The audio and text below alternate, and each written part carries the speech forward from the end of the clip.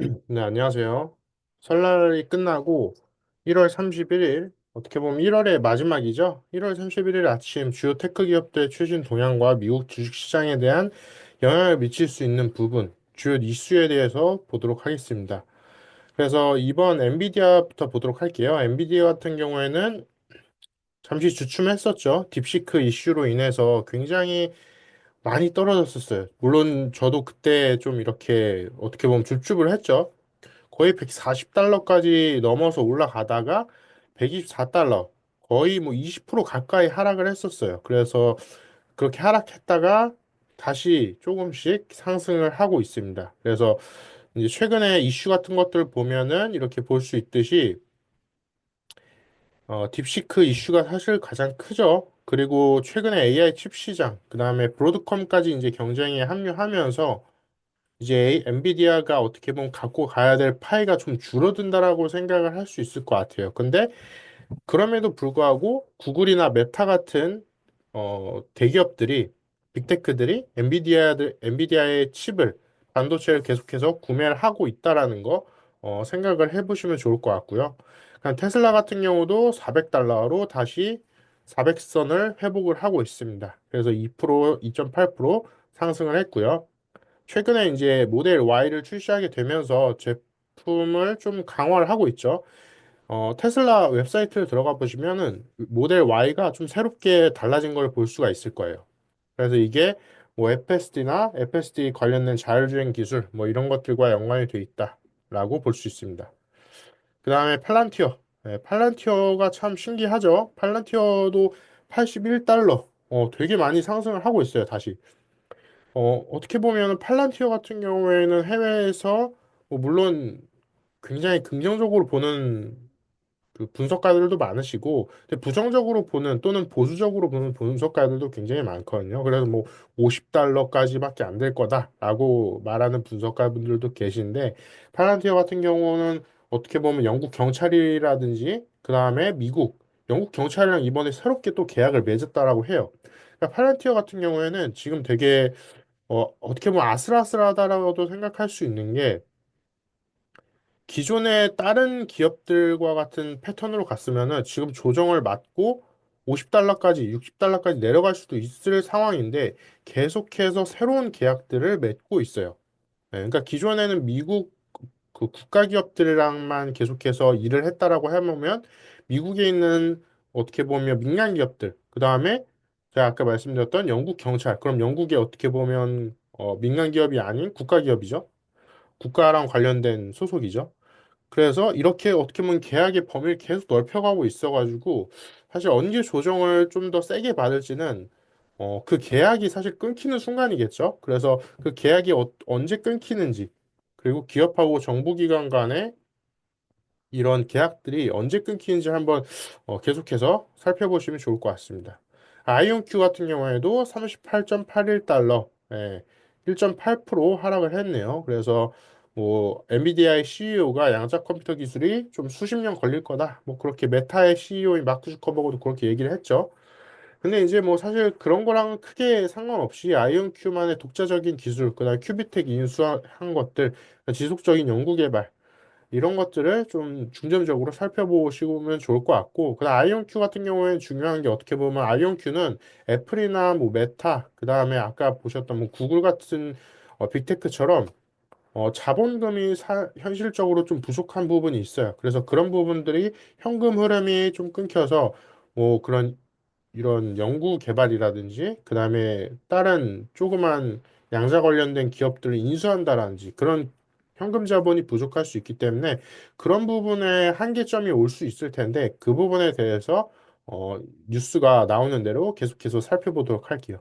그다음 구글 같은 경우도 200달러로 다시 회복을 했습니다. 그래서 구글 같은 경우에는 최근에 딥시크 이슈로 인해서 사실 그렇게 영향을 많이 받지는 않았어요. 물론 그럼에도 뭐 190달러까지, 180달러까지 좀 하락을 하긴 했는데 그래도 크게 뭐 엔비디아처럼 크게 영향을 받진 않았어요. 왜냐면 구글 같은 경우도 자기만의 독자적인 기술이 있기 때문이에요.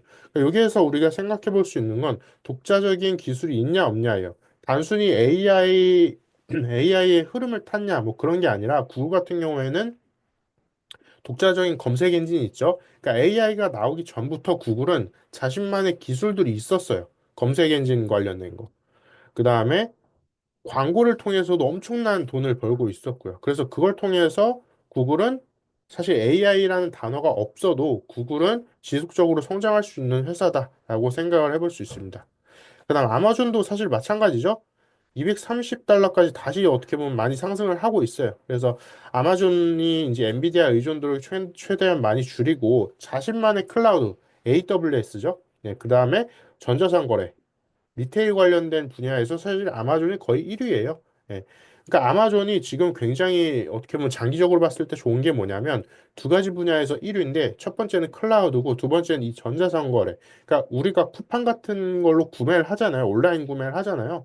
그게 다 전자상거래라고 보시면 되는데 거기에서 독보적인 1위가 어떻게 보면 아마존이 될 것이고, 그 다음에 지속적으로 아마존이 1위를 유지할 확률이 높다라고 볼 수 있습니다. 그래서 아마존도 장기적으로 봤을 때 좋은 투자처가 될 수도 있다라는 생각이 듭니다. 애플 같은 경우도 237달러. 그래도 상승을 계속 하고 있네요. 240달러에서 떨어졌다가 220달러까지, 210달러까지 이렇게 떨어지다가 계속해서 회복을 하고 있는데 사실 애플 같은 경우에는 이 새로운 AI 칩, 그러니까 그 다음에 애플 아이폰 17 아이폰 17이 나온다라고 얘기를 하고 있죠. 그러니까 애플 같은 경우도 새로운 소프트웨어 개선이라든지 그 다음에 아이폰 하드웨어가 새로 개발된다라든지 사실 애플 같은 경우에는 기존에 갖고 있던 고객층이 워낙 커요. 그러니까 엔비디아나 아까 아이온큐나 팔란티어처럼 새롭게 이렇게 상승을 하기보다도 구글처럼 이렇게 애플은 어떻게 보면 조금 이렇게 정체됐다라고도 생각을 해볼 수 있을 것 같아요. 그렇기 때문에 중국의 판매량이 어쩌니, 미국 판매량, 뭐 북미 판매량 이런 것들을 계속 이제 따라가는 이유도 애플은 기존 고객들이 좀 정해져 있다라는 뜻이에요. 그래서 그 기존 고객들을 얼마나 잘 유지하냐, 그 다음에 더 많은 고객들을 어떻게 보면 모을 수 있냐, 그거에 따라서 애플은 주가가 많이 달라질 것 같습니다. 그 다음에 블로드콤을 보면은 210달러, 215달러네요. 예, 그 브로드컴도 어떻게 보면 딥시크의 이슈를 통해서 조금 많이 하락을 했었죠. 예, 브로드컴도 거의 20% 가까이 하락을 했어요. 그래서 다시 회복을 좀 하고 있는데 떻게 회복을 좀 해나갈지 아직 큰 이슈는 없는데 계속해서 지켜보도록 하겠습니다. 그래서 미국의 전체적인 산업 시장에서 좀 이슈를 봐보면 미국의 고용 시장, 채용 관련된 거죠. 고용 시장이 생각보다 좀 강세를 갖고 있다고 하네요. 그 다음에 연방준비제도, 페드에서 금리 정책이 이제 좀 계속해서 나오고 있는데 그거에 영향을 많이 받을 거다라고 볼 수가 있습니다.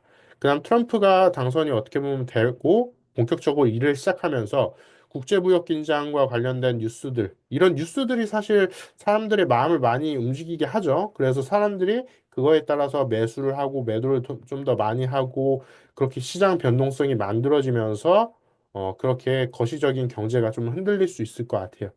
그래서 그런 식으로 생각을 해볼 수 있을 것 같고, 간단하게 이제 세계 주요 증시 현황을 봐보면 좀 빨간색으로 이제 좀 들어와 있죠. 그러니까 딥시크 이슈가 터지고 나서 어떻게 보면 설날에 딥시크 이슈가 터졌어요. 근데 딥시크 이슈가 나오고 나서 조금 미국 시장도 많이 하락을 했었어요. S&P도 많이 떨어지고. 근데 어떻게 보면 그게 한 3일 천하였다라고 저는 생각을 하고요. 물론 딥시크가 굉장히 유용한 거는 확실해요. 어느 정도. 근데 딥시크조차도 엔비디아의 칩이 없으면은 불가능하다라는 걸 우리가 생각을 해봐야 돼요.